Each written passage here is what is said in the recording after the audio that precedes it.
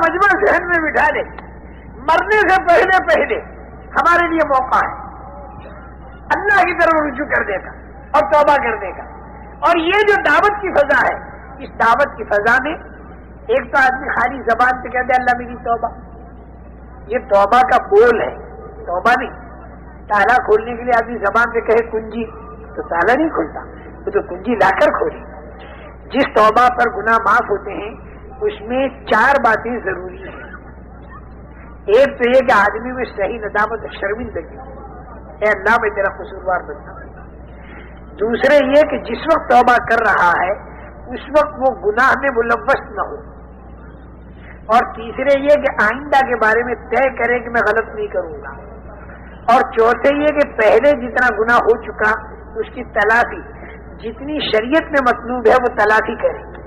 نمازیں رہ گئی تو پڑھ لے، روزے رہ گئے تو وہ رکھ لے، 10 سال حج فرض ہوئے ہو گئے اب تک حج نہیں کیا، اب کر لے حج۔ زکوٰۃ 5 سال کی نہیں دیتی تو اب دے دے، کسی کی زمین دبائی تو واپس کر دے، کسی کی غیبت کی تو معافی مانگ لے، کسی کا دل دکھایا تو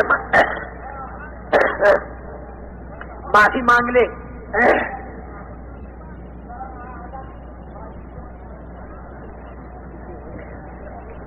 حقوق العباد جتنے وہ سارے ادا کر دے۔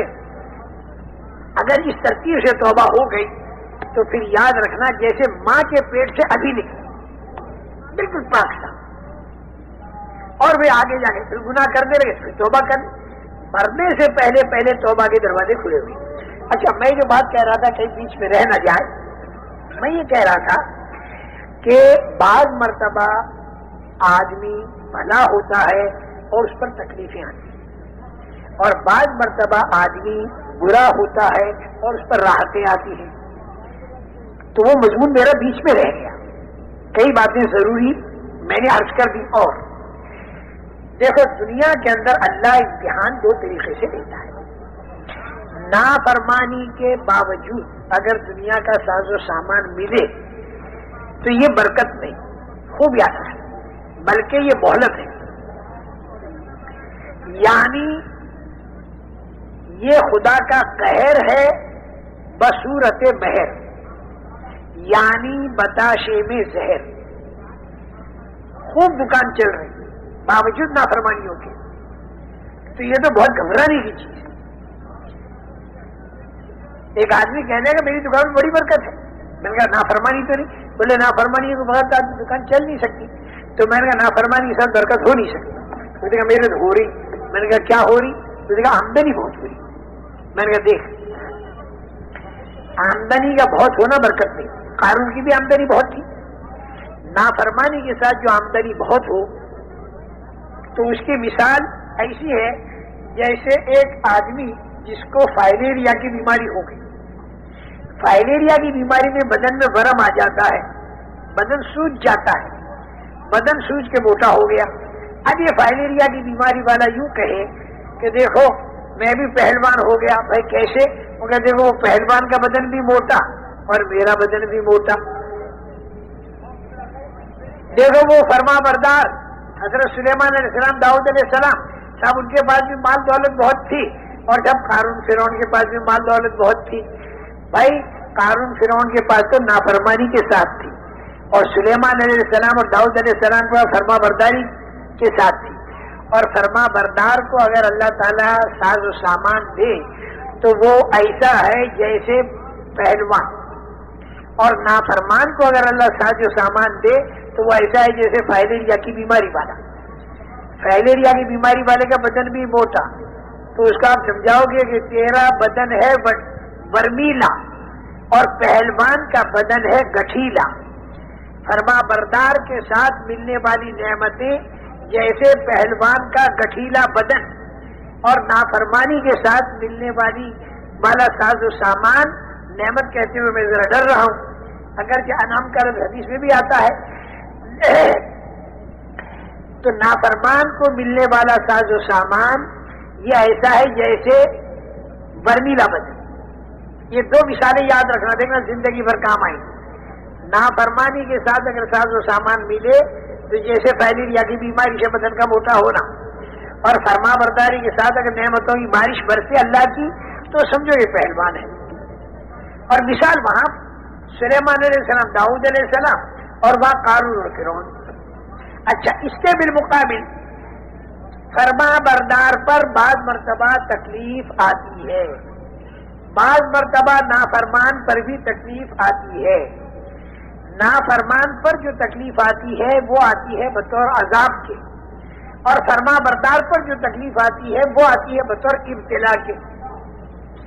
قرآن پاک میں فرما برداروں پر جو تکلیفیں آئیں ہر جگہ آپ دیکھو گے وہاں پر لفظ ابتلا یا اسی کے قریب کا لفظ ملے گا. حضرت ابراہیم علیہ السلام کے بارے میں وَإِذِ ابْتَلَىٰ إِبْرَاهِيمَ رَبُّهُ بِكَلِمَاتٍ فَأَتَمَّهُنَّ. حضرت ابراہیم علیہ السلام بڑی تکلیفیں آئیں، اس کو قرآن نے ابتلا کہا.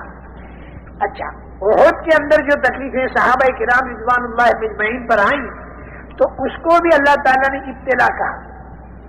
خندق کے اندر جو تکلیفیں آئیں اس کو بھی اللہ تعالیٰ نے ابتلا کہا. هُنَالِكَ ابْتُلِيَ الْمُؤْمِنُونَ وَزُلْزِلُوا زِلْزَالًا شَدِيدًا. یہ خندق کے قصے کو کہا اللہ تعالیٰ نے. اور احد کے بارے میں اللہ نے کیا کہا؟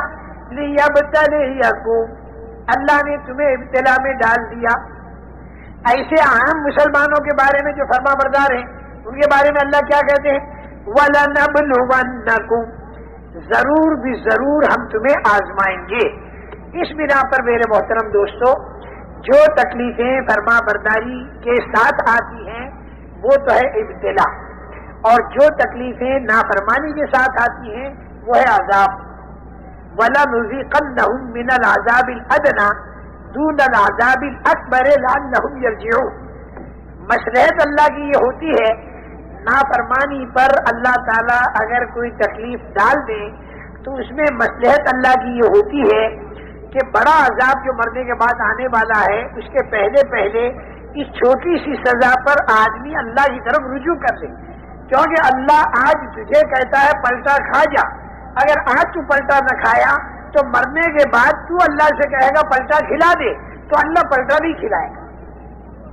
حَتَّىٰ إِذَا جَاءَ أَحَدَهُمُ الْمَوْتُ قَالَ رَبِّ ارْجِعُونِ. جب موت آتی ہے تو یہ آدمی کہتا ہے کہ اے میرے پروردگار تو میرے کو واپس کر دے. تو مرنے کے بعد اے میرے بندے تو کہے گا میرے کو واپس کر دے تو اللہ کہے گا کل اب میں نہیں کرتا. اور اس دنیا کے اندر تھوڑی تھوڑی سی تکلیفیں ڈال ڈال کر اللہ تعالیٰ یہ کہتا ہے کہ واپس ہو جا، مغضوب علیہم والا راستہ چھوڑ دے اور انعمت علیہم والے راستے پر آ جا، ضالین والا راستہ چھوڑ دے، ضلالت والا راستہ چھوڑ دے اور تو ہدایت والے راستے پر اور صراط مستقیم کے اوپر تو آ جا، الحمدللہ رب العالمین والے راستے پر تو آ جا.